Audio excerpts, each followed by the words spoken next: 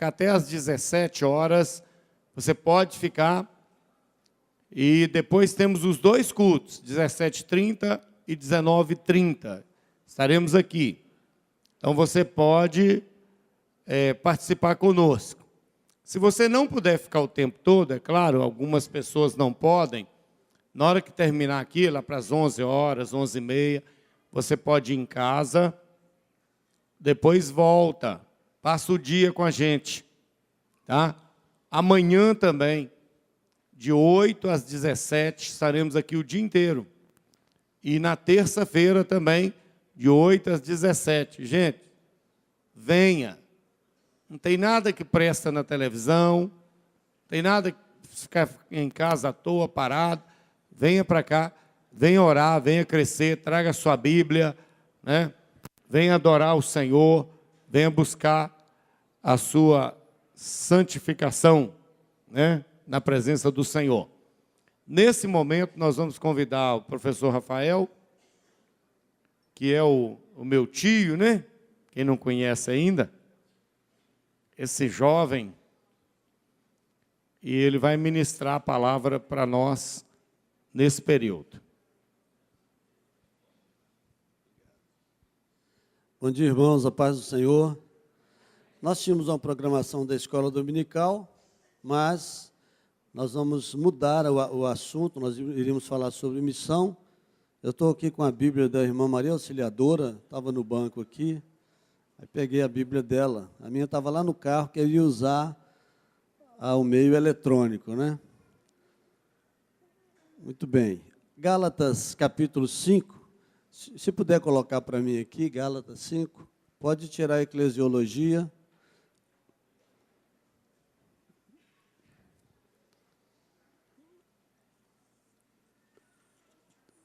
Para darmos sequência ao que foi falado. Gálatas 5, versículo 16.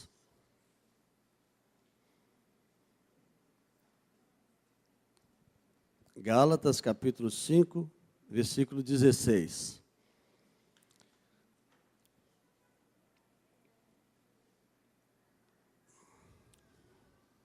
Aliás, vamos começar no versículo 13. E vamos ler até o 26. Porque vós, irmãos, fostes chamados à liberdade. Não useis, então, da liberdade para dar ocasião à carne, mas servi-vos uns aos outros pelo amor. Porque toda a lei se cumpre numa só palavra, nesta: amarás o teu próximo como a ti mesmo. Se vós, porém, vos mordeis, se devorais uns aos outros, vede, não vos consumais também uns aos outros. Digo, porém, andai em espírito e não cumprireis a concupiscência da carne, porque toda a carne cobiça contra o espírito, e o espírito contra a carne, e esses opõem-se um ao outro, para que não façais o que quereis. Mas, se sois guiados pelo espírito, não estáis debaixo da lei. Porque as obras da carne são manifestas, as quais são prostituição, impureza, lascívia, idolatria, feitiçarias, inimizades, porfias, emulações, iras, pelejas, dissensões, heresias, invejas, homicídios, bebedices, glutonarias e coisas semelhantes a estas, acerca das quais vos declaro, como já antes vos disse, que os que cometem tais coisas não herdarão o reino de Deus. Mas o fruto do Espírito é amor, gozo, paz, longanimidade, benignidade, bondade, fé, mansidão, temperança. Contra essas coisas não há lei. E os que são de Cristo crucificaram a carne com as suas paixões e concupiscências. Se vivemos no Espírito, andemos também no Espírito. Não sejamos cobiçosos de vanglórias, irritando-nos uns aos outros, invejando-nos uns aos outros. Gálatas, pode colocar aqui 5:23, 5:13, a gente vai passar rapidamente, que o tempo não é muito grande. Gálatas 5:13. Vou começar a falar até aqui.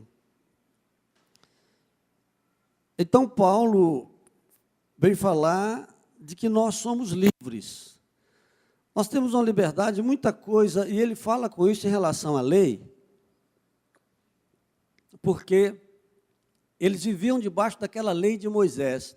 E a lei de Moisés tinha muitos ritos, muitas observações a respeito do que comer, a respeito do nascimento, como que uma mulher ficava impura por causa de coisas físicas, como a menstruação, como ganhar uma criança. Então, essas coisas são figuras, né? Esses fluidos que saem do corpo, que parecem nojentos, eram considerados como impurezas naquela época de Moisés. Então, Paulo vem falar que nós, com relação a essas coisas, ficamos livres, somos totalmente livres. Hoje, os únicos ritos que nós temos que cumprir é o batismo e a ceia. Mas existe uma lei moral. A lei moral até ficou mais ajustada, ficou mais apertada para nós. Freud é um ateu e ele não conseguia entender, aliás, ele não conseguia entender um monte de coisas, mas ele não conseguia entender por que a religião tinha que estar ligada à ética. Por que Deus ele cobra de nós uma postura moral? Ele falava, o Deus dos cristãos, o Deus dos judeus, mesmo sendo ele judeu, por que esse Deus, o Deus de Moisés, ele cobra de nós uma postura moral, especialmente depois de Jesus Cristo, aonde as mulheres subiram para um patamar muito importante, todo esse movimento de igualação e de igualdade, hoje tem a ver com as palavras de Jesus Cristo e a forma como ele libertou o homem, mas muito mais ele libertou a mulher, que vivia quase como aquela mulher muçulmana lá, debaixo dos pés dos homens, e a situação era a mesma, que um homem, quando, na época de Jesus, podia ter várias mulheres, e a lei, inclusive, fala, apesar de ter muitos aspectos morais, ela vai dizer, por exemplo, que o homem poderia ter mais de uma mulher, desde que desse a segunda mulher, ou a terceira, ou a quarta, a mesma coisa que desse para a primeira, ele podia ter, desde que tratasse igualmente todas. E muitos patriarcas tiveram. Então, parece que havia uma inversão assim, de valores com respeito ao plano de Deus, e Jesus veio para corrigir isso. Então, Moisés coloca leis, inclusive leis de higiene e de saúde, porque era necessário naquela época, mas na plenitude dos tempos, vem Jesus Cristo para trazer para nós realmente uma lei moral. Por que moral? Porque todas as coisas estão organizadas de uma certa forma. Os animais estão organizados de uma certa forma. Os astros estão organizados. Tudo está organizado. E essa organização que Deus dá é para que as coisas fluam de uma maneira que as pessoas possam ter paz, como dizia lá no Antigo Testamento, debaixo da sua figueira, chupando da uva da sua videira, debaixo da sua oliveira. Então, é preciso ter essa organização para que uma pessoa não invada o direito do outro. É o que Paulo vai dizer no versículo 14, porque toda a lei se cumpre numa só palavra: amarás o teu próximo como a ti mesmo. Então, quem ama não faz mal ao outro. E Freud não entendia essa organização. A organização de Deus, depois de Jesus Cristo, com a vinda de Jesus, é a organização do amor, alguém pergunta para ele qual é o mandamento mais importante, ele dirá: amarás o Senhor teu Deus de todo o seu coração, de toda a sua força, de todo o seu pensamento, e ao próximo como a ti mesmo. E Paulo vai dizer: acabou então a lei porque veio Jesus? Ele diz: não, estabeleceu-se a lei, outra lei, a lei da graça. Então, todas as vezes que Paulo falar que nós não estamos debaixo da lei, que nós estamos em liberdade, ele está falando com respeito à lei de Moisés, que prendia até os passos da pessoa, quantos passos ele podia dar no sábado. Jesus teve dificuldade com isso, porque eles foram restringindo e aumentando a interpretação disso de uma certa forma, que por fim não podia nem curar uma pessoa no sábado. Eles ficavam com muita raiva quando Jesus libertava um cativo de Satanás, quando Jesus curava uma pessoa no sábado. Então, esquece-se tudo aquilo e a interpretação que aumentou, que estava errada, e estabelece uma nova lei, a lei da graça. E aí Paulo vem aqui explicando perfeitamente como que nós andamos por essa lei. Diz assim: porque sois guiados pelo Espírito, não estais debaixo da lei. Então, essa lei é a lei do Espírito. E aí fica uma coisa um pouco vaga, parece que é vago. Jesus disse para Nicodemos que aquele que é guiado pelo Espírito é como o vento. A pessoa não sabe para onde vai, nem para onde vem, mas ele sabe que ele tem que amar o outro. Ele sabe que ele vai para onde o Espírito manda que ele vá, e ele vem de onde o Espírito manda que ele venha. Existe uma linha geral que Paulo passa a explicar para as pessoas, já que não estava funcionando essa lei geral, a lei do amor. Porque verdadeiramente, se nós nos apegarmos só a isso, você ama a Deus sobre todas as coisas, você ama o próximo como ama a si mesmo, o mesmo que você quer para você é o que você dá para o outro, então não precisa de mais nada. Mas aí ele passa a explicar quais são as coisas que vão nos prejudicar, porque os irmãos estavam mordendo uns aos outros, é o que ele diz aqui. E ele estava com medo que um devorasse o outro, por não entender, por não compreender como é andar no Espírito, como é andar na vontade de Deus. Aí, eu estou no versículo 19 agora. Aí ele vai começar a listar. As obras da carne são manifestas. Quais sejam? A prostituição. Então, por isso que se diz que pecado tem nome. E aí vem a invasão do outro. A prostituição. O que é a prostituição? Relação sexual entre pessoas solteiras. Então, uma menina veio conversar comigo e falou comigo que ela tinha sexo com o namorado. Eu chego para conversar, eu pergunto: estou namorando, com sexo ou sem sexo? E eles são muito hábeis para falar, e a gente é hábil também para perguntar, e eles respondem direitinho. Com sexo ou sem sexo? Com sexo. Mas isso não te parece errado? Mas todo mundo está fazendo.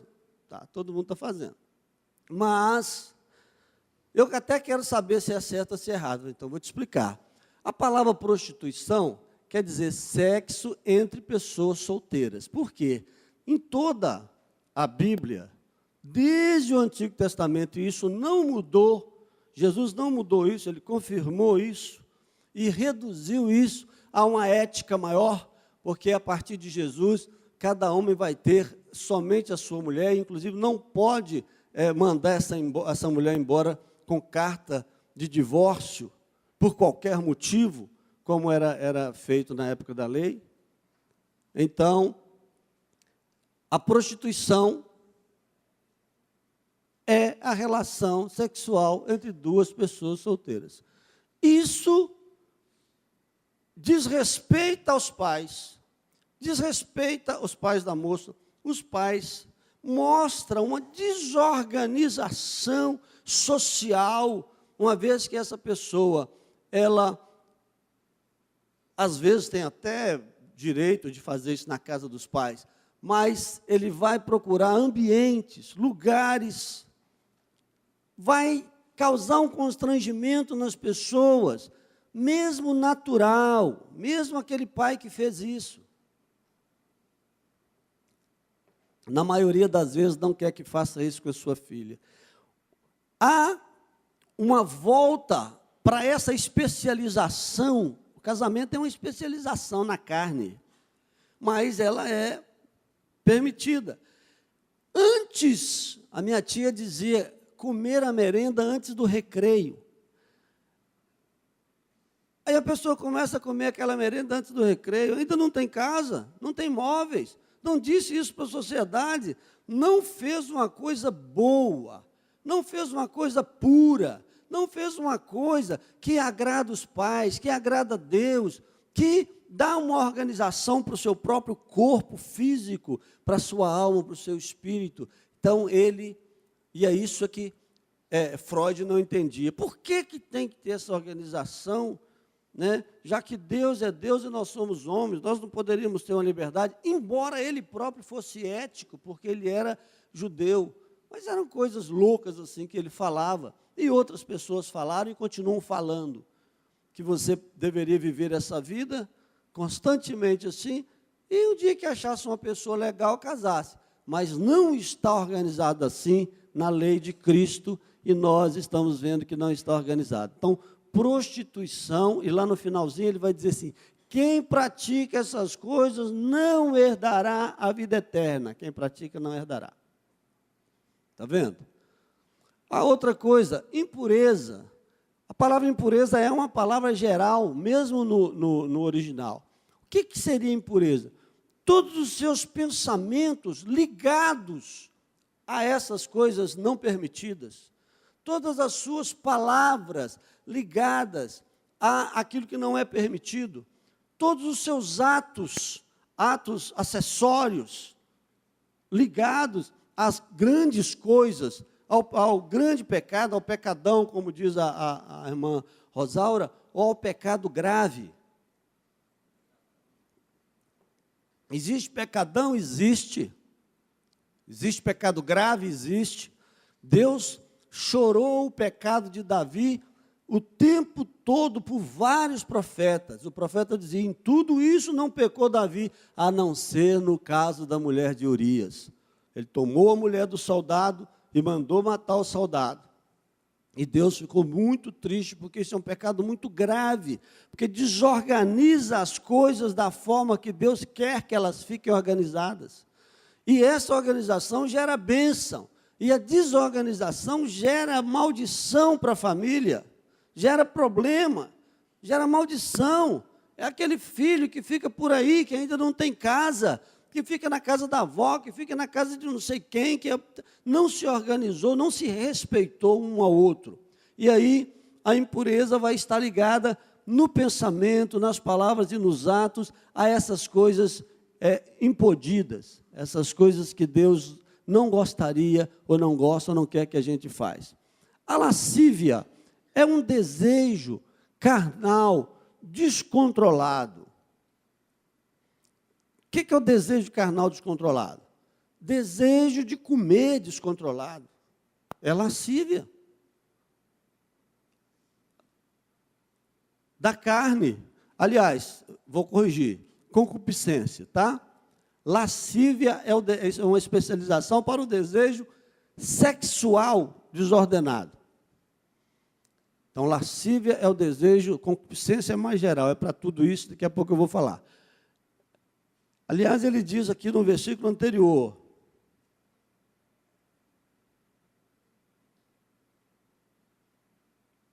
não, vai dizer, concupiscência da carne. A lascívia, então, é um desejo sexual desordenado. E o que é o desejo sexual desordenado? É aquela pessoa que não pode, a mulher que não pode ver um homem. Hoje já existe isso. Antigamente dizia, porque a mulher, ela precisa de ouvir palavras, ela precisa de ser enganada, ela precisa de ser seduzida. Não, o pecado está de tal forma que a mulher bate o olho e fica louca para avançar naquela pessoa, naquele homem. E o homem vê também, fica louco para avançar naquela pessoa. Mas o desejo não há? Há o desejo. E aí eu gostaria de abrir um parênteses. A pessoa que não tem um desejo geral com relação à mulher e geral com relação ao homem, ele tem um problema. Há homens que só se apaixonam por uma mulher. Ele tem um desfalque. Toma cuidado, porque os homens podem se apaixonar muitas vezes durante a vida. E as mulheres podem se apaixonar muitas vezes durante a vida. Aí vem o controle de novo. Você fez uma aliança, você fez uma aliança, um compromisso de amar aquela mulher. Amar é um ato de compromisso, é um ato de esforço pessoal, por causa da carne ser assim, do homem ser assim.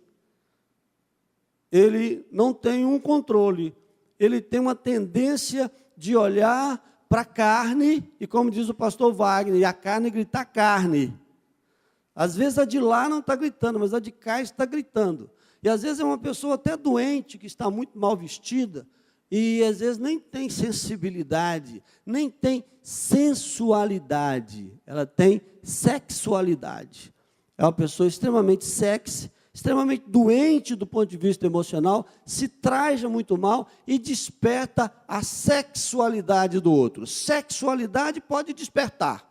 Jó era um homem santo, e ele diz assim: fiz um concerto com os meus olhos, o de não fixá-lo numa mulher nova. Qualquer homem normal, qualquer homem saudável que fixar o seu olho numa mulher nova, especialmente se ela estiver mal vestida, ele vai ter desejos carnais. Então, é preciso fazer um conserto de novo, um compromisso para manter-se na ética. Está te prejudicando? Você para de olhar. Tem até um famosíssimo, o David Wilkerson, ele diz num dos seus livros que a primeira olhada é coincidência, a segunda é concupiscência. Agora imagina uma pessoa que é treinada na pornografia. Aí ele vai ter isso aqui, ó. Lascívia, porque ele olha uma mulher vestida e ele consegue ver tudo que está por baixo do vestido dela. Ele está tão especializado, ele está tão lascivo, que ele está tão cheio da carne, está tão tomado pela carne, que ele já não enxerga mais o outro como uma pessoa, mas sim como um objeto. E aí eu volto a dizer, hoje também as mulheres se especializaram nessas coisas. Não as que estão aqui, né? Nem os homens que estão aqui, nós estamos só ensinando a doutrina. Então, se você, é por isso que nós não podemos ir para a impureza. O que é a impureza? É buscar essas coisas impuras, porque senão depois você fica lascivo. E depois que você ficar lascivo, tem um caminho de volta, e esse caminho é duro, é um caminho difícil. Me jogaram na concupiscência, na lascívia, porque me jogaram numa favela com 11 anos de idade. E todo menino de favela de 13, 14 anos, 15 anos é lascivo. Eu teria morrido aidético aos 16 anos se Deus não me tirasse de lá aos 15. Porque a conversa que a gente escuta no final da tarde é a conversa das experiências amorosas dos rapazes mais velhos. Não tinha a mídia que tem hoje, se tivesse eu estaria enterrado nela.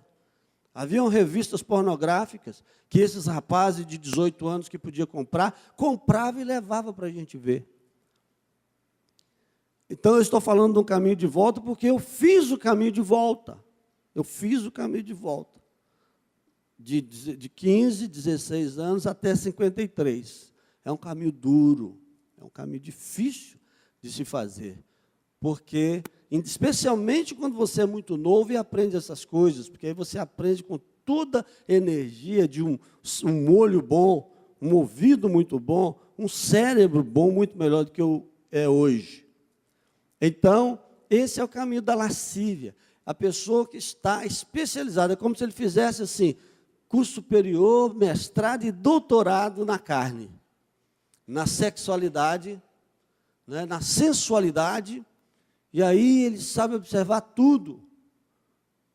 Tudo ele consegue observar. É o olho mau no sentido sexual, porque tem o olho mau também no sentido da comida, da bebida e de outras coisas. Mas a lascívia é especialmente esse desejo descontrolado, desordenado, que a pessoa que o tem, ele tem sexomania. Hoje é chamado de lascívia, hoje é chamado de sexomania. A pessoa pensa em sexo 24 horas por dia.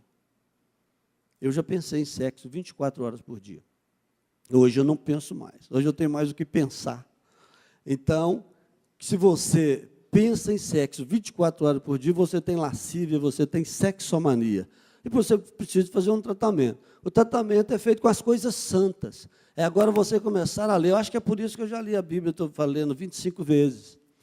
Porque a Bíblia é uma palavra santa, então ela vai te santificando, ou seja, vai tirando, restaurando aquilo que Deus te deu naturalmente. E aí você passa a ser uma pessoa normal e não uma pessoa lasciva. Pode ir. Eu passo aqui, não?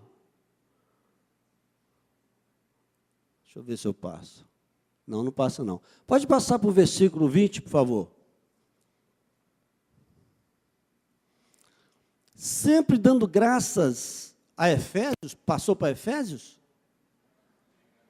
É Gálatas. Viu que eu estou atento, né? Vocês viram que eu estou atento? É Gálatas 5:20. Não estou? Aí vem idolatria. A idolatria, a princípio, era aquela idolatria de adorar o pau e a pedra. De adorar o pau e a pedra. E aí tem até uma passagem de Isaías 43, 44, que diz assim, que o homem que faz a imagem, o marceneiro, ele pega uma madeira, faz o Deus, depois ele faz a comida com aqueles pedaços que sobraram, uma parte ele come, aquece a panela e faz a comida, e a outra parte ele diz, tu és o meu Deus. Quer dizer, uma ignorância total, uma pessoa adorar animal, né? Zoolatria. Naquela época nem falou aqui, né, de zoolatria, mas lá na Índia tem zoolatria, de ídolo, né? E zoo de animal. E tudo que você comece a adorar que não seja Deus. Então, hoje você tem madrelatria, padrelatria, né? Filholatria, carrolatria. E nós precisamos de tomar cuidado com isso, porque a tendência do ser humano é substituir, é de pegar uma coisa que ele vê. Por exemplo, esse homem que é sensual ao extremo, que é o homem lascivo, ou a mulher, adora o corpo feminino ou o corpo masculino. Esse é o objeto de adoração. Se você medita na palavra de Deus de dia e de noite, como diz o Salmo 1, então ali está o seu objeto de adoração. Se é de dia e de noite, é 24 horas. Se você está pensando na palavra de Deus, na vontade de Deus, no desejo de Deus, no trabalho de Deus, na Bíblia, na oração, nos irmãos, no Espírito Santo, a maior parte do tempo, então, você não é idólatra. Agora, qualquer coisa que você esteja pensando, muito tempo sobre isso, você estará idolatrando. E aí, você vai encontrar isso. Qual que é realmente o meu objeto de adoração? É o meu emprego? Se tudo em primeiro lugar é o emprego, e nem Deus consegue te remover daquele emprego, nem se Deus mandar eu não saio desse emprego, então seu emprego é o seu objeto de adoração. Por quê? Porque aí eu vou cair no nada. Ah, então Deus é nada. Porque Ele está pedindo para você sair daquele emprego e você não sai. Está entendendo? Você substitui uma coisa que te dá segurança. O seu objeto de adoração é o que te dá segurança. É a coisa mais importante para você. É aquilo que você coloca em primeiro lugar. Amarás o Senhor teu Deus sobre todas as coisas. Então não pode. Tem uma menina falou um dia desse, sem chocolate eu sou do mal. Então se é o chocolate que faz ela ser do bem, ela é chocólatra. E é por isso, fala certinho, fala, eu sou chocólatra. Chocólatra é idolatria a chocolate. Já existe isso.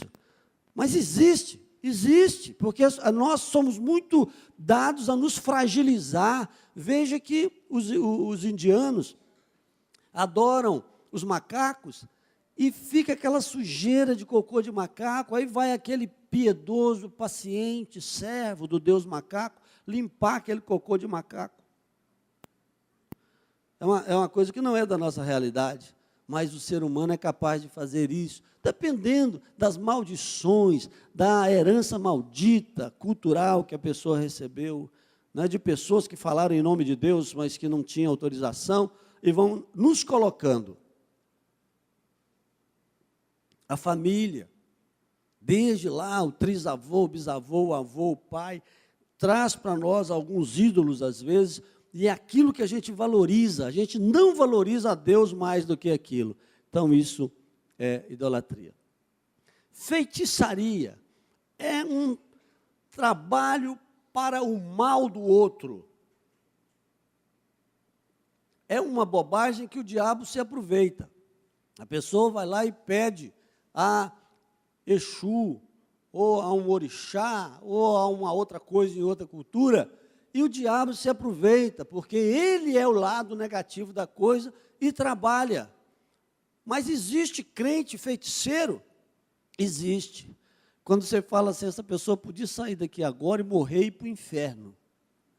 Você está amaldiçoando essa pessoa, você virou feiticeiro. Podia sair, quebrar uma perna, pegar uma infecção, você deseja isso do fundo do seu coração, para o seu marido, ou para a sua mulher, ou para o seu vizinho que te faz mal. Aí vem a palavra, amará o seu inimigo, desejar o bem, lutar pelo bem do seu inimigo. Aí você vira feiticeiro. E a pessoa deseja mesmo.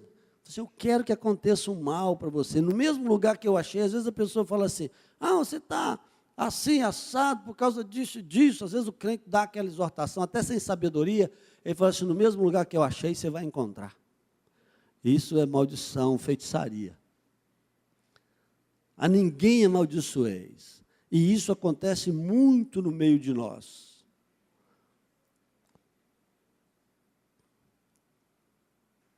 Inimizades.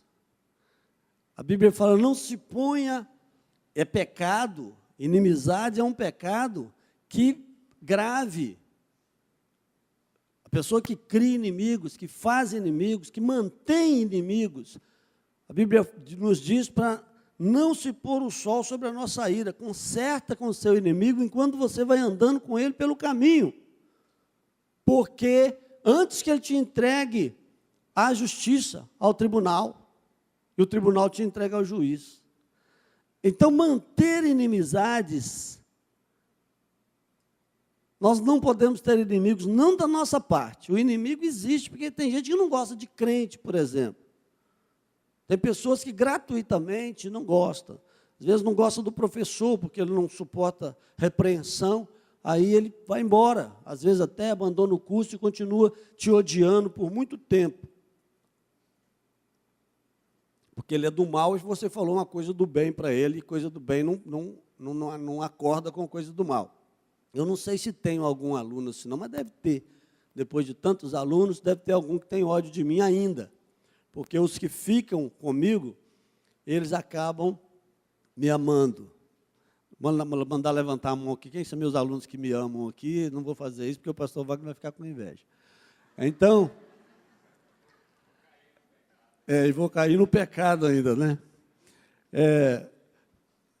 Então, a inimizade. Você não pode criar inimigo. Aí você fala, mas comigo é assim, é 8 ou 80. Eu não levo desaforo para casa. Isso aí você aprendeu na sua cultura, na sua família, lá naquela cidade que você morava, que os pessoal bravo. Quando você vem lá em Joanésia, Mutum, né? Lá que as pessoas resolviam tudo no tiro, dando tapa na cara dos outros. Aí você fala, não, meu pai fala com a gente que se você apanhar, você tem que bater também, porque senão você chegava em casa e apanhava de novo. O seu pai te amaldiçoou. Ele não conhece os ensinos de Jesus Cristo para que você não tenha inimigos. Pisou no meu calo, tem troco. Então, essas coisas, e nós temos. Todos nós temos alguma coisa disso. Nós precisamos vigiar e tomar cuidado, por causa que é uma lista. É a listinha de Paulo, de pecados graves. As contendas. Então, a pessoa quer criar uma contenda. Se você colocar meio copo d'água para ela, às vezes você vai levar água. Eu tinha uma paciente que ela levava café para a mãe dela na cama. É uma pessoa que parece nem é dessa terra. Levava café. Aí a mãe dela falava que o café estava amargo. Lá em casa ninguém leva café para mim na cama. Filho, eu tenho que levantar, fazer meu café. Quando a esposa está lá, ela faz o café. Às vezes, mas não leva. Ela levava na cama. Porque esse café, por que você colocou só meio copo d'água? Aí você enche o copo. Por que você encheu esse copo? Está entornando. Coloca uma dose só. Por que você colocou essa miséria d'água aqui nesse copo? Então, irmãos, a pessoa é contendeiro. Ele quer isso aqui, contenda. Ele está nervoso por causa da falta de fé dele. Ele não está esperando que o Senhor vai resolver os problemas da vida dele. Ele acha que o primeiro que chegar na frente, né, chega nervoso. Às vezes acontece até com a gente. Aí o cachorro vem e brinca de uma maneira lá que você não gosta. Você vai e chuta o cachorro. Chuta o gato. Não é? Dá um tapa na gaiola do passarinho, e depois você chega lá dentro e vai brigar com as pessoas que estão dentro de casa. Se isso acontecer uma vez a cada 3 anos na sua vida, pode ser. Agora, se isso acontece todo dia você chega caçando contenda, todo dia você quer uma briga, você sai para arrumar uma briga. Tem um amigo meu, um professor, que ele diz assim, olha, observe, você está num grupo de 10 pessoas. Se você tem um problema com uma pessoa, pode ser que você esteja certo. Agora, se você tem com 2, com 3, com 4, com 5, com 6, você é o problema. Você é o problema. Você é o contendeiro daquele lugar. Aí você precisa tomar cuidado. Você é o criador de contenda. Problemático. E às vezes, num departamento, numa sessão, é o crente que é o problemático, no aspecto de contenda. Sistemático. Quem mexeu no meu computador? O computador é público. Lá na prefeitura, o computador é público. Ninguém tem computador lá, até porque a empresa não é da pessoa e ninguém comprou nada. Teve uma mulher lá que o pessoal teve uma época que estava muita falta, aí pegava uma parte, um teclado, aí comprou uma corrente.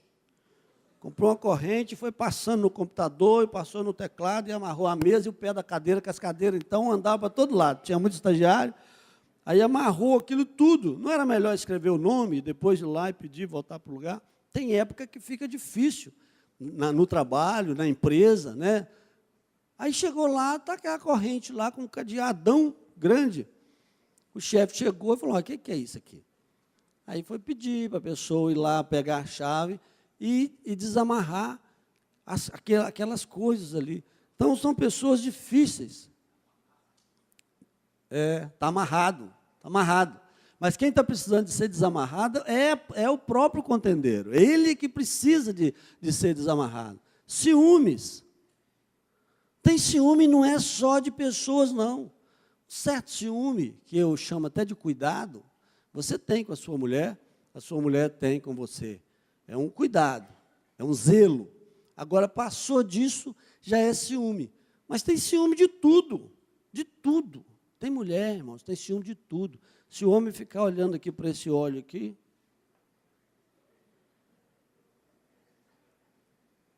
eu disse, o que você está olhando para esse óleo? Você está querendo casar com ele? Não, eu estou olhando porque eu nunca vi um óleo verde desse jeito, né? Você vai casar com um vidrinho de óleo? Mas a mulher acha, não é?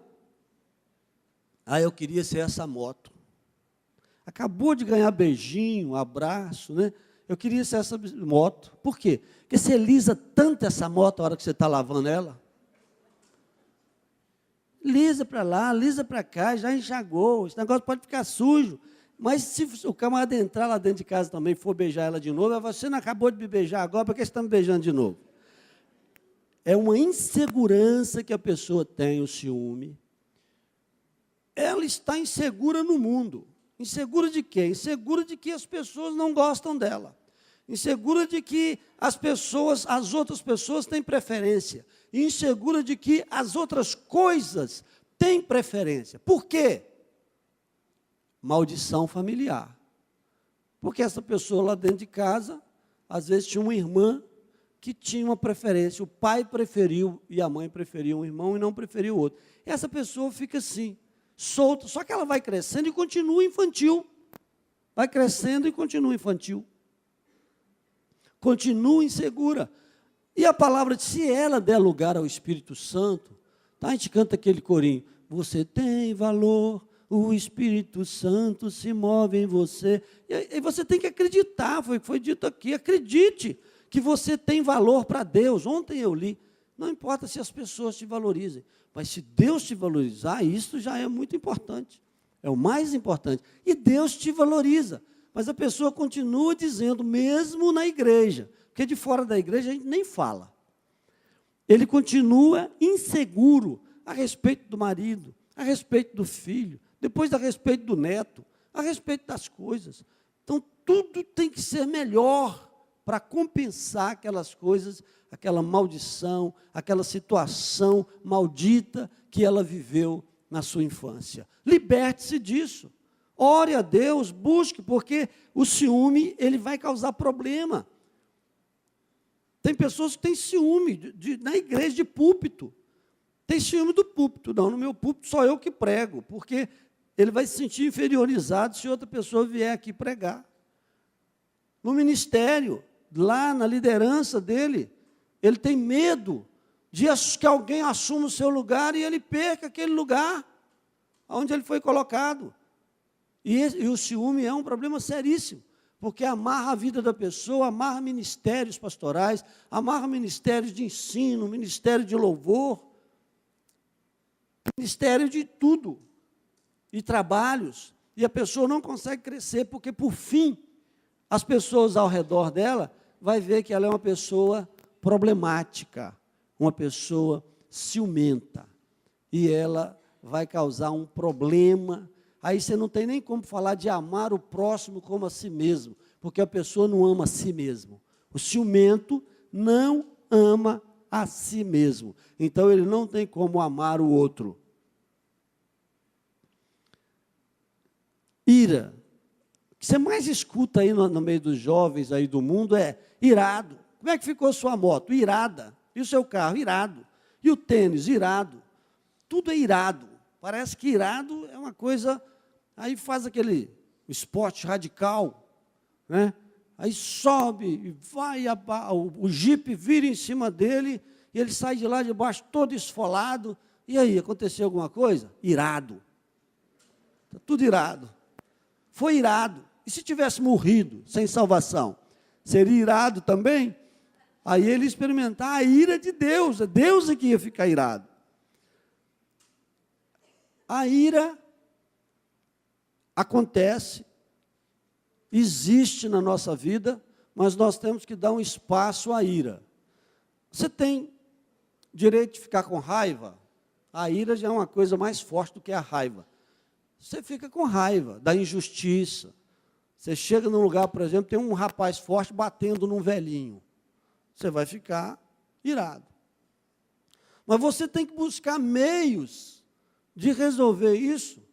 Chamar a polícia, chamar um socorro, por mais que você seja forte, seja frequentador de academia, lutador de jiu-jitsu, você vai ter que ter paciência. Aí chega, né? Aí de novo eu digo, mas se de vez em quando, muito de vez em quando, né? Aí volta aquela mesma situação da contenda. Você não conseguir segurar porque você não vigiou. Aí você vai soltar a sua ira. Vai usar a sua ira. Paulo diz para você dar lugar à ira dentro de você. Você ser como uma esponja. O diabo vai criar muitas situações que vai te fazer ficar irado. E principalmente quando aquela situação que continua sempre. Aquele marido que sempre deixa a torneira vazando. Né? É aquela mulher que sempre chega e deixa uma peça de roupa em cima da cadeira. Por incrível que pareça, existe isso hoje. E aí, de reclamações eu vejo, ela chega e deixa. Às vezes está fazendo muito calor, a mulher tira o sutiã para o bar, que calor. Aí, deixa pendurado na cadeira da sala. E aquilo dá uma ira no cara, mas porque já tem 30 anos que está lá. 20 anos. É muito difícil reter essa ira. E tantas outras coisas, né? E outras coisas. O pastor Wagner está rindo ali. Então, tem coisas. E a irmã Rosalva, tem coisas, né, que a pessoa deixa. Aquela toalha toda molhada, encebada. A mulher fala, troca essa toalha, meu amor. Lá vem as toalhas. Mas não troca a toalha, não troca a meia, não troca a cueca. E deixa lá, e vai ficando. Aí, quando o urubu começa a rodar em cima dele, ele vai trocar. Agora está na hora de trocar, porque o urubu ia comer ele no meio da rua. E isso, irmãos, provoca ira. Aí você tem que orar. Tem que orar. Então, isso eu estou falando para vocês, estou falando para mim também. Você tem de orar para você viver uma vida de paz. Conversa com a pessoa pela enésima vez. Fulano, arranja um jeito de você contornar aquele problema, de fazer aquela tarefa que era para aquela pessoa fazer e você não faz. E o que não tiver jeito, você tem que entregar para Deus. Né? Eu tinha uma paciente que falava comigo assim, a torneira está vazando, ele não troca a buchinha da torneira. Eu falei, você tem duas situações. Aliás, 3. Ou você larga para lá, a torneira vazando, porque é ele que paga a conta de luz. Ou você aprende a trocar a buchinha da torneira, que seria a melhor opção, ou você vai lá e dá uma martelada na torneira, que aí ela começa a vazar muito, a conta vem alta, e ele vai dar um jeito de pedir alguém para pagar. Aí, veja bem, mas isso aqui, quando ela vai lá dar uma martelada, já é a contenda. Então, mas eu tenho que dar as opções para ela. Eu dou opção. Só que você vai fazer o que é melhor. Eu falo assim, mas se você fizer isso, dá isso. Se você fizer isso, aí já é assassinato. O pastor Wagner assim, não pode dar martelada na cabeça do sujeito. Não pode. E às vezes acontece, né? De dar chinelada, dar acabada de vassoura na cabeça do marido. Aí vai parar lá na delegacia. Aí é ira, contenda e lesão corporal, grave ou menos grave, né? Facções. Facções é a pessoa que está aqui. Assim, mas essa igreja aqui está andando bem demais, tem que dividir essa igreja. E acontece isso demais em muitas igrejas. Aqui não tem. Mas, em muitos lugares, tem um líder, além de tudo que ele tem que fazer, ele ainda tem que ficar vigiando quem está querendo dividir a igreja. E dividir a casa. Criar grupos. E em todo lugar a pessoa ele é faccionista. Ele tem uma maldição na vida dele, um pecado na vida dele, né? Uma obra da carne. Essa obra da carne ele entra por via familiar, por via de Satanás, por via do arbítrio da pessoa, que a pessoa começa a praticar aquilo, praticar por via da sociedade, essas obras da carne vão entrando assim. A obra do Espírito entra por intermédio da palavra de Deus, do Espírito de Deus, do Evangelho de Jesus Cristo. E a obra da carne entra por muitos meios. Então, essa pessoa, ele não fica feliz quando tem uma coisa inteira. Ele tem que quebrar para o negócio ficar pequeno, porque ele gosta de coisas assim, ele gosta do caos. O faccionista, ele é um profeta do caos. A panelinha, eu acho, é a famosa panelinha, só se for panelinha do mal. Porque tem a panelinha do bem, não tem? Tem a panelinha do bem. Aquelas pessoas que são mais amigos, mais chegados, fazem parte da igreja, mas saem ali e lá conversam sobre coisa para abençoar os restantes. Porque se for uma panelinha que junta para falar mal do restante, para falar mal do pastor, aí é faccionista. Mas se for uma panelinha do bem, que reúne para fazer coisas boas, para comer coisas boas, não é? Porque tem uma amizade, tem uma empatia maior, não vejo, sempre tem pessoas que são mais simpáticas. E você sabe por que a gente é simpático? Porque a gente sofre as mesmas coisas que a outra pessoa, ou você é simpático porque você tinha uma professora que parecia demais e era boazinha com você, ou parecia com sua mãe, ou parece com a sua mãe, e você inconscientemente gosta daquela pessoa e nem sabe. Hoje eu já passo a observar. Pessoas que parecem com os meus parentes que eu gosto, eu tenho a tendência de gostar mais dessas pessoas, gostar de estar perto. Então, presta atenção, quando você gosta muito de uma pessoa, bater o olho e fala assim, meu anjo não foi com o anjo dessa pessoa. Isso é facção. E você é porque você foi amaldiçoado lá atrás por uma pessoa, e essa pessoa se parece fisicamente com ela, e aí você acha que é o seu anjo que não está dando com o anjo daquela pessoa. Até parou de falar isso, mas antigamente até os crentes falavam, meu anjo não dá com o anjo. Olha, esse anjo briga com anjo. Nem demônio briga com demônio. Jesus falou que demônio não briga com demônio, senão o reino deles acabava. Toda casa dividida contra si mesma será destruída. Os partidos, que são facções grandes, organizadas, né? Aqui é preciso tomar muito cuidado, porque as denominações podem virar partidos, e umas começaram a lutar contra as outras. Né? A pessoa só fala mal do outro, ele não consegue entender o trabalho. Eu entendo hoje as denominações, são partidos, porque estão partidas, um está aqui, às vezes, quando tem comunhão, está ligado. Se não tem comunhão, e se um fala mal do outro, eu entendo que por Deus não conseguir colocar todas as especializações da igreja numa só denominação, ele usa denominações diferentes. Eu já falei isso aqui. Então, teve uma época aqui em Ipatinga que a Igreja Assembleia de Deus, a Batista, a Metodista, todas as igrejas tinham pessoas que tinham sido da Igreja do Evangelho Quadrangular.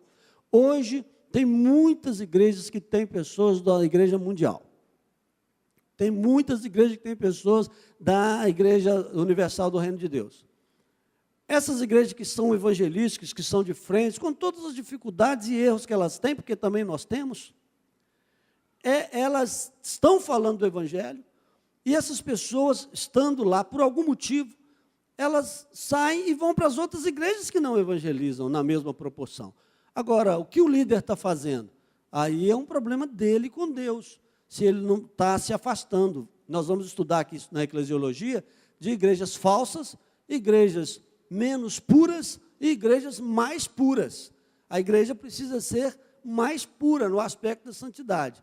Agora, às vezes uma igreja menos pura está fazendo um trabalho que a igreja mais pura não está fazendo, que é um trabalho de evangelizar. Menos pura quanto é a doutrina bíblica.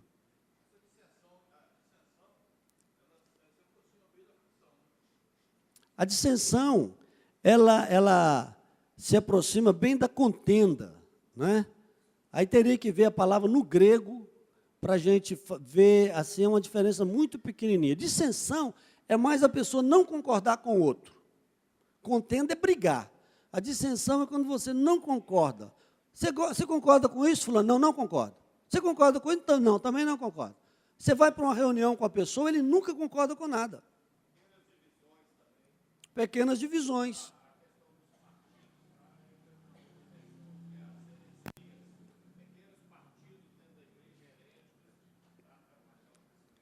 As heresias, eu falei de igrejas, né, falsas, igrejas menos puras e igrejas mais puras, ficam aqui, são coisas grandes.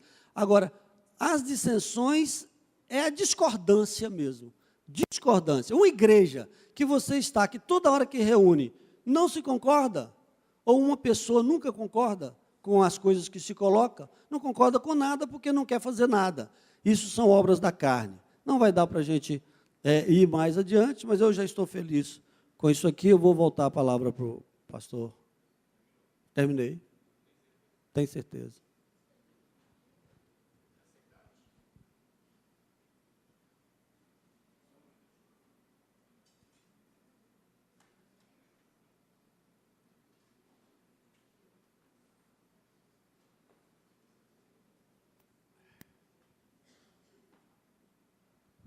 Muito bom.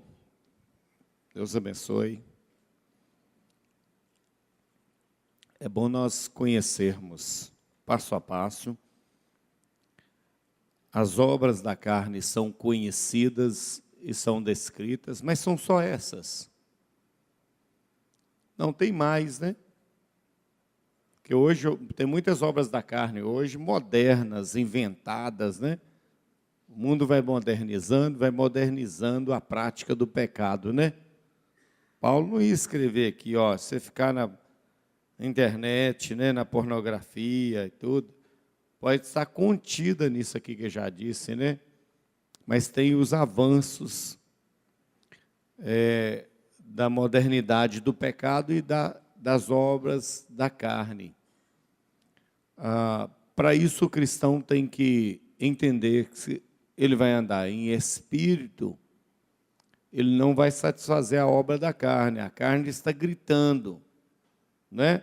Depois você pega o boletim lá, ali atrás, ó, e leia o grito da carne. A carne está gritando, né? Tem muitas pessoas lá, eu falei anteontem, eu estava na casa de recuperação, com os meninos, eu falei, ó, a carne está gritando. Nos dias de carnaval, é o máximo do grito da carne. Tem sujeito que nos dias de carnaval veste até de mulher. Não tem? Fica todo alegre, parece na televisão vestido de mulher. E ele não é mulher, mas ele veste de mulher, parece que é uma fantasia, que algum dia ele pensou em ser mulher. Às vezes nem pensou também em ser, mas ele quer vestir de mulher. Coisa da carne, perversão, né? Às vezes a mulher também se veste de Eva, né? Estava olhando aí, vende uma imagem lá para fora, para o mundo lá fora, para o americano, para o africano, né, pastor Adriano? Nós estivemos lá na África, todo mundo na África quer vir no Brasil, mas onde eles querem ir? Ou no Rio de Janeiro, ou em Salvador, por causa do carnaval. O pastor Adriano viu isso lá na África. Todo mundo quer vir. E aí eles acham que o Brasil é um verdadeiro Éden, que as mulheres só andam nuas. Porque é a imagem que nós projetamos para lá. É a imagem que a gente pensa. É como aqui, às vezes, não tem uma ideia que na Bahia, muita gente pensa que na Bahia só tem macumba, né? Muita gente pensa ainda. Na Bahia, não, na Bahia tem muitas igrejas evangélicas e boas igrejas também, né? Ceará, o Nordeste, a gente pensa que no Nordeste só tem pobre e miserável. Muita gente pensa que é só miséria. Os grandes artistas populares saem do Nordeste, do Norte, Nordeste do Brasil. Tem muitos. A gente pensa que é. Então, nós temos que entender que, como cristãos, nós temos uma guerra, e essa guerra é constante. Se você optou por ser um cristão, você tem que manter essa guerra diária, é uma guerra constante, diária, que não vai acabar. Só vai acabar quando você for para o céu. Jesus te chamar. Se você quiser adiantar um pouco a sua luta, faça uma fila aqui, nós vamos orar para Jesus te levar. Não é verdade? Aí acaba. Pastor, não aguento mais, pastor, essa guerra. Entra na fila, meu irmão, vem cá. Seja o primeiro da fila, eu vou, Senhor, eu não aguento mais essa guerra. Leva esse homem embora, leva Jesus, leva embora para o céu. Ele está sofrendo demais, a carne está puxando ele muito, está gritando muito. Jesus, Jesus, acaba com esse sofrimento dele, leve ele para morar no céu. Não, pastor. A ideia do pastor Cláudio Duarte, né? Um dia o moço chegou perto dele e falou assim: pastor Cláudio, não aguento mais essa mulher, eu quero separar, ora para mim que eu quero separar, pastor Cláudio. Ele falou: vou orar. Aí o homem ajoelhou para orar e falou: Senhor, mata esse homem, leve ele, Senhor, leve ele para o Senhor. Senhor, ele quer separar o homem. Não, pastor, não é isso que eu estou pedindo, não. Você não falou que quer separar? A Bíblia falou, você fez um compromisso com ela no altar, que só a morte podia separar. Então, eu estou orando aqui conforme a sua palavra. Aí ele fala: não, então não é isso que eu quero, não. Então, se você não quer lutar em espírito, você vai, duas mortes, ou morre espiritualmente, ou morre mesmo, perde a sua vida, porque vai cair no pecado, na miséria, acaba tirando a vida de muita gente. Tem muita gente morrendo por causa do pecado. Nós queremos fazer uma oração, se você pudesse colocar de pé, e as crianças estão chegando, depois nós vamos liberar o pessoal da escola bíblica. Não sei se o Renato já está aí. Depois nós vamos ter um momento de louvor com o Renato. Está aí o Renato? Está lá, deve estar lá na sala, né? Está aí. Vamos, pode ir chegando para frente aqui, Renato. Nós vamos ter um momento de oração, e eu quero que você faça a sua oração. Vou pedir o pastor Adriano para orar com você, mas eu quero que você faça a sua oração, aí pessoal primeiro, fazendo uma análise, confrontando com você mesmo, porque a melhor pessoa para te confrontar é você mesmo. Como se você nessa manhã estivesse diante de um espelho, sabe? Coloque-se diante de um espelho e comece a olhar a sua vida cristã. Comece a analisar. Olhe para você mesmo agora. Venha se despir diante do Senhor, né? Com a sua vida espiritual. E comece a fazer uma análise, meu Deus, o que eu posso melhorar? Onde eu posso dar um retoque, Senhor? Onde eu posso buscar algo novo, Deus? Deus, será que eu tenho guerreado mesmo?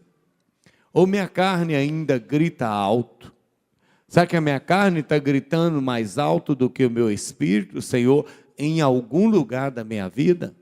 Pode ser que em algum lugar não, mas pode ser que em outro sim. Então, Senhor, eu quero corrigir. Coloque sua vida, comece a orar diante do Senhor, a sua postura no seu trabalho, na sua casa. Precisa ter, o cristão tem que ter uma ética diferenciada, sim. Ele precisa ter uma moralidade diferenciada, porque ele é cristão. A Bíblia lhe ensina, a Bíblia te fala, a Bíblia ela te orienta melhor. Você tem mais luz nos olhos, você consegue enxergar. Às vezes aquele que está nas trevas do pecado não consegue enxergar, mas você consegue enxergar. Deus já te libertou, Ele quebrou as suas algemas do pecado, você consegue identificar agora o pecado facilmente, você consegue identificar o que é obra da carne e o que não é. Então esteja orando, vou convidar o pastor Adriano, ele vai fazer uma oração, e depois nós vamos para um louvor. Amém. Curva sua cabeça. Vamos orar. Te louvar, Deus, nesta manhã. Agradecer ao Senhor pela Tua presença na nossa vida, pela Tua palavra que vem nos exortar, nos confrontar. Nós sabemos que a exortação do Senhor é para nos colocar de pé, é para nos restaurar, é para nos curar, que o Senhor possa curar mesmo as nossas vidas, que nós venhamos nesses dias, Senhor, enquanto muitos estão liberando a sua carne, nós queremos negá-la, nós queremos mortificá-la, nós queremos estar em espírito, Senhor, na guerra, na luta, sabendo que não é fácil, Senhor, sabendo que todas essas aflições, que cada irmão aqui entenda, que cada uma dessas aflições, elas passam a todos os homens, passa a todos nós. O Senhor Jesus foi tentado, mas o Senhor não caiu, o Senhor se manteve. Que o teu filho, Senhor, cada um de nós possa saber que as tentações elas virão mesmo sobre as nossas vidas, mas nós somos bem-aventurados quando resistimos às tentações, quando fechamos as portas. O Senhor agrada do teu filho, Senhor, quando o teu filho mortifica a carne por amor do teu nome. Senhor, que o Senhor venha dar força à tua igreja nesta manhã. O Senhor disse que no mundo teríamos aflições, mas que tivéssemos bom ânimo, porque o Senhor venceu o mundo, e que nós possamos saber que podemos vencer no Senhor, que o Senhor nos ajuda nas nossas aflições, o Senhor nos ajuda nas nossas fraquezas, o Senhor está ao nosso lado. Como diz Tiago, Senhor, nós não podemos ser como aquele homem que lê a Tua palavra e não pratica, nós temos que ser como aquele que pratica, Senhor, porque o que não pratica é como o que contempla a face diante do espelho, e indo dali, logo se esquece como é a sua face. Senhor, nós sabemos que a Tua palavra nos ensina, nos desperta, que a Sua palavra nos cura. Nós achamos na Tua palavra as nossas falhas, os nossos pecados, não para que permaneçamos neles, mas para que sejamos curados, livres, libertos, que o Senhor venha mostrar a cada um de nós, que cada um de nós venha gastar um tempo em nos conhecer, conhece-te a Ti mesmo, para que nós possamos corrigir aquilo que não agrada ao Senhor, não para dar ocasião à carne, mas para refutá-la, para mortificá-la, para declarar que o Senhor é Deus nas nossas vidas, Senhor, que somos novas criaturas, que estamos em Ti, Senhor. Aqueles que estão em Cristo, Senhor, é nova criatura, as coisas velhas se passaram, tudo se fez novo. Os que estão em Cristo Jesus mortificaram a carne com suas paixões e concupiscências. A tua igreja precisa aprender disso, precisa viver isso. Nós oramos pela tua misericórdia, pela tua graça sobre as nossas vidas, nos ensinando todas essas coisas na prática, Senhor. Senhor, nós sabemos o caminho, mas há uma diferença entre conhecer o caminho e entrar por ele, Senhor. Que a tua igreja entre pelo caminho que conhece, que é o Senhor Jesus, sabendo que só o Senhor nos leva ao Pai, Senhor. Abençoa a tua igreja, abençoa nossas vidas, perdoa, Senhor, nossos pecados, nossas falhas, que são muitas, Senhor. Todos os dias estão à nossa porta para tentar nos tirar da tua presença, mas que haja em nós santificação, como diz aquele sábio, Senhor, como diz aquele pastor. A conversão tira o homem do mundo, mas a santificação tira o mundo do homem. Que seja tirada mesmo o mundo de nossas vidas, para que nós possamos ser verdadeiramente livres. A liberdade, Senhor, o cume da liberdade está no fato de sermos totalmente dedicados ao Senhor. Nós queremos te agradecer pelas palavras, que o Senhor continue trabalhando a tua igreja nesse dia, que possamos, Senhor, despender colocar diante do Senhor um tempo para poder aprender do Senhor, para podermos nos dedicar mais ao Senhor e sermos livres, não para a nossa glória, mas para a glória do Senhor, como o Senhor quer que seja, para que sejamos, Senhor, como diz a Tua palavra, Senhor, que sejamos fiéis aos nossos pais, que sejamos também ao Senhor, fiéis ao Senhor, que sejamos vasos de honra do Senhor. Há muitos vasos, alguns para honra, outros para desonra, mas que seja achado aqui somente vasos de honra para o Senhor, para a glória do Senhor, em nome de Jesus. Nós oramos ao Senhor. Amém, Senhor. Muito bem, queridos, olha, os juniores em ação vão começar agora atividades a partir do dia 12 de fevereiro. E vocês precisam fazer o contato com os pais, tá? Atenção, à noite, entrega de dízimos e oferta. Você vai trazer sua oferta e dízimo ao Senhor. Nós estamos liberando o pessoal agora dessa parte da escola dominical. Quem não programou para ficar conosco, se quiser ir em casa também, né? Faz o almoço lá, quem vai almoçar, faz o almoço, almoça. Se quiser vir passar a tarde conosco, nós estaremos aqui até às 17 horas, tá bom? Se você já quiser ficar, fique conosco, não tem problema. Ali atrás tem um boletim, o grito da carne. Ninguém está ali, os diáconos, por favor, pega ali o boletim, está ali já com o João, com o Zé Maria. Leve o boletim e nós vamos dar continuidade aqui no louvor, na adoração. Agora com o Renato, nós vamos adorar o Senhor por um tempo.